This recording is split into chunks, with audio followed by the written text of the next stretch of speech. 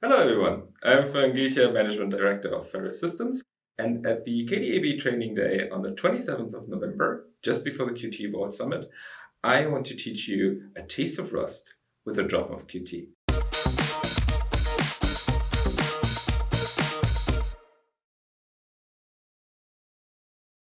The course is intended for everyone with previous programming language knowledge, especially in systems programming languages, but others are also fine. During the course, you will learn how to use the Rust toolchain to build a small program and a small library that we can later use to integrate it, for example, into a Qt application. The course will teach you the solid basics of Rust, particularly its two core principles, ownership and borrowing, in a way that you can later teach yourself some more. To learn more about this and other courses offered at the KDAB Training Day, check out the link below. I'm looking forward to seeing you in Berlin for this or one of the other courses.